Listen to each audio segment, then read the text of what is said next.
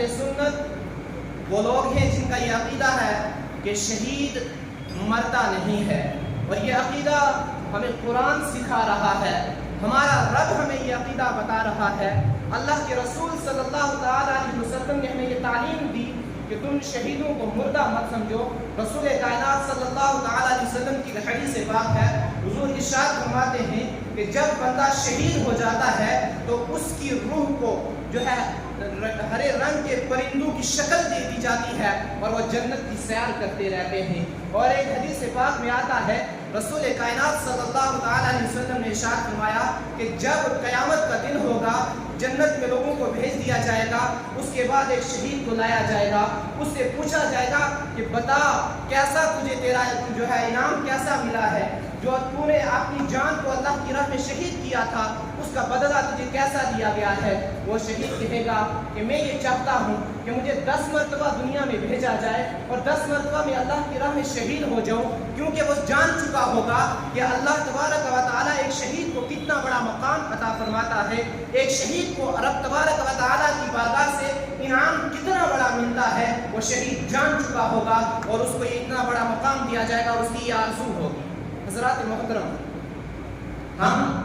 اہل سنت و جماعت الحمدللہ اس عقیدے پر ہیں کہ شہید کبھی مرتے نہیں ہیں، اس لیے شہداء کرام کا ہم کبھی ماتم نہیں کرتے ہیں۔ ہم شہداء کرام کو جب بھی یاد کرتے ہیں تو ان کو ہم زندہ سمجھ کر ان کا ذکر کرتے ہیں، اس لیے کہ ان کو اللہ تبارک و تعالیٰ کی بارگاہ سے جو انعام و اکرامات ملے ہیں ان سے کچھ حصہ ہمیں بھی حاصل ہو جائے، کچھ فیض ہمیں بھی مل جائے۔ حضرات محترم، آج 10 محرم الحرام ہے، سید الشہداء امام حسین رضی اللہ تعالیٰ عنہ کی شہادت کا دن ہے۔ آج کا وہ دن ہے کہ جس دن نبی اکرم صلی اللہ تعالیٰ علیہ وسلم کے نواسے سیدہ فاطمہ الزہرا رضی اللہ تعالیٰ عنہ کے لخت جگر امام حسین جنتی جوانوں کے سردار کو یزید پلید کی فوج نے شہید کیا تھا، اور آج کے دن ہم امام حسین کا ذکر کر کے لوگوں کو یہ بتاتے ہیں کہ لوگوں، آج سے 1400 سال پہلے امام حسین رضی اللہ تعالیٰ عنہ نے اپنی جان کا نذرانہ عقیدت پیش کیا تھا، اللہ تبارک و تعالیٰ کی بارگاہ میں اس دین کو بچانے کے لیے اپنی جان، اپنے گھر والوں کی جان کا نذرانہ پیش کیا تھا۔ آج بھی دیکھو حسین ہماری محفلوں میں زندہ ہے، آج بھی ان کا ذکر زندہ ہے، آج بھی جو ذکر حسین کا کرتا ہے وہ سینہ چوڑا کر کے کرتا ہے، اس لیے کہ حسین جب دین کی بات آئی اپنے گھر میں ہی بیٹھا ہوا تھا۔ حسین یہ نہیں کہہ رہا تھا کہ میں بڑی عزت والا ہوں، میرا بڑا مقام ہے، اپنے لڑنے کے لیے کیسے جاؤں۔ حسین یہ نہیں کہہ رہا تھا یزید پلید جیسے شخص سے میں کیسے لڑ سکتا ہوں، میرا تو ٹائٹل بہت بڑا ہے، کیونکہ مجھے اللہ کے رسول نے فرمایا ہے الحسن والحسین سیدا شباب اہل الجنہ، کہ حسن اور حسین جنتی جوانوں کے سردار ہیں۔ مجھے جنتی جوانوں کا جب سردار بنا دیا گیا ہے تو دین پر اگر ڈاکہ ڈل رہا ہے تو میں کیوں اس کے مقابلے میں لڑنے کے لیے جاؤں۔ ایسا حسین پاک نے بالکل نہیں کیا، بلکہ وہ جاتے ہیں اور جا کر لڑتے ہیں، اپنی جان کا نذرانہ پیش کرتے ہیں، اپنے بچوں کو شہید کرتے ہیں، اپنے کنبہ و خاندان والوں کو شہید کرتے ہیں۔ حضرات محترم، یہ شہادت کا ذکر آج اس سے پہلے بھی آپ سن چکے ہیں اور بعد میں بھی سنتے رہیں گے۔ میرا موضوع شہادت کا ذکر نہیں کرنا، بلکہ میں چند باتیں آپ کے سامنے عرض کرنے کی کوشش کروں گا۔ اللہ تبارک و تعالی ہمیں اس دین کو سمجھنے کی توفیق عطا فرمائے۔ دیکھیں، اعلیٰ حضرت عظیم البرکت علیہ رحمہ سے سوال کیا گیا، پوچھا گیا کہ شہادت کا ذکر کرنا، یعنی امام حسین کی شہادت نامہ جو بیان کیا جاتا ہے، ہمارے خطبہ حضرات، مقدرین حضرات جس انداز کے اندر امام حسین کی شہادت کا ذکر کرتے ہیں تو پتہ ہی لگتا ہے کہ امام حسین رضی اللہ تعالیٰ عنہ پر جو ہے وہ ڈرے ہوئے تھے، یا مطلب وہ ان کا ذکر سن کر ایسا لگتا ہے کہ انسان کو ایک ڈر سے محسوس ہوتا ہے کہ یار آخر ایسے اتنا کیسے ہو گیا، کیسے ہوا۔ اعلیٰ حضرت عظیم البرکت سے یہ سوال کیا گیا تو آپ نے اس کا جواب ارشاد فرمایا فتاوی رسیہ کی 14ویں جلد صفحہ 640 پر۔ آپ کہتے ہیں کہ اہل بیت کرام پر جو یہ ظلم کیے گئے جو ثابت ہیں، یعنی جن کا ذکر صحیح طور پر ثابت ہے کہ یہ ظلم ان پر کیا گیا، اور جو کچھ جو ہے مقررین حضرات نے اپنی تقریر کو جمانے کے لیے، اپنی تقریر کو لوگوں پر روک دینے کے لیے خود کھڑے ہوئے ہیں، وہ ایک الگ انداز سے بیان کرتے ہیں۔ اعلیٰ حضرت عظیم البرکت فرماتے ہیں کہ اسی طرح کے غیر ثابت مظاہرے اور رونا اور ثابتہ مذکورہ اہل بیت کرام کی اہانت سے خالی ہے۔ آپ فرماتے ہیں کہ اس طریقے کی یہ جو مظلومانہ ان کی حالت بیان کی جاتی ہے، یہ اہل بیت کرام کی اہانت سے خالی نہیں۔ اہل بیت کے فضائل اور مناقب کا بیان ہونا چاہیے، نہ یہ کہ ان کو بے چارہ اور بے سہارا اور خستہال ثابت کیا جائے۔ یعنی اعلیٰ حضرت نے ہمیں ایک درس دیا۔ اعلیٰ حضرت کا نام ہم اس لیے لیتے ہیں کہ جب ہم اعلیٰ حضرت کا نام اپنی تقریروں میں لے لیتے ہیں تو یہاں پر کچھ فرق ہو جاتا ہے۔ فرق یہ ہوتا ہے کہ یہاں پر ناسبی بھی الگ ہو جاتے ہیں، رافضی بھی الگ ہو جاتے ہیں، تو یہاں پر جو بچتے ہیں وہ لوگ بچتے ہیں جن کے بارے میں اللہ کے رسول صلی اللہ علیہ وسلم نے ارشاد فرمایا کہ بنی اسرائیل 72 فرقوں میں بٹ گئے تھے اور میری قوم کے 73 فرقے ہوں گے۔ ارشاد فرمایا 72 جہنم میں جائیں گے، ایک فرقہ، ایک جماعت جنت میں جائے گی۔ صحابہ کرام نے عرض کی تھی یا رسول اللہ وہ کون سی جماعت ہوگی؟ حضور نے ارشاد فرمایا تھا وہ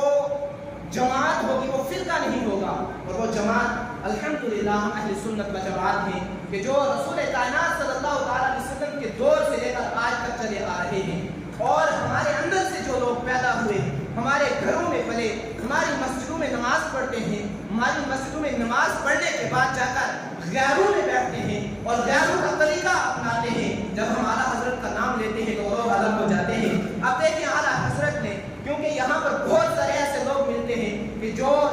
امام حسین رضی اللہ تعالیٰ عنہ کی محبت کا دم بھرتے ہیں اور دم بھر کر ان کی فضائل اس طریقے سے بیان کرتے ہیں کہ ان کو بالکل جو ہے ایک ایسا بیان کرتے ہیں کہ وہ تو پریشان ہو چکے تھے، وہ تو بیچارے خستہال ہو چکے تھے، تو ایسی حالت کو اعلیٰ حضرت کہتے ہیں۔ ایسی حالت ان کی بیان کرنا یہ جو ہے ان کی احانت سے خالی نہیں۔ اعلیٰ حضرت کہتے ہیں کلم از عقل سوال ہے وہ ایمان چیز۔ اعلیٰ حضرت کہتے ہیں میں نے جو ہے عقل سے سوال کیا کہ بتا ایمان کسے کہتے ہیں، اور کہتے ہیں عقل در گوشے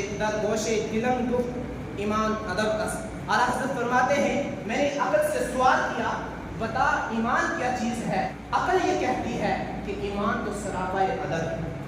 یعنی دیکھیں رسول کائنات صلی اللہ تعالیٰ علیہ وسلم کی ولادت ربیع الاول شریف میں ہوئی، اور آپ صلی اللہ تعالیٰ علیہ وسلم نے اس ظاہری دنیا سے جو پردہ فرمایا وہ بھی ربیع الاول کے اندر،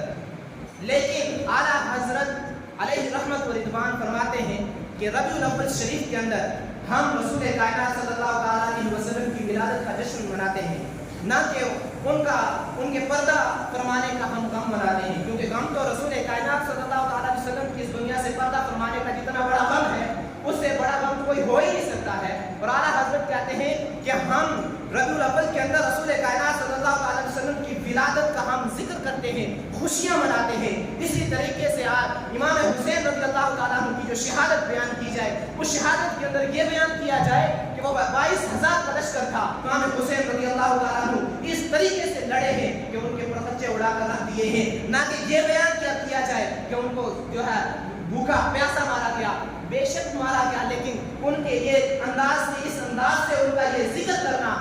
اہل بیت کے نظام کی اہانت سے خالی نہیں ہے۔ اب دیکھیں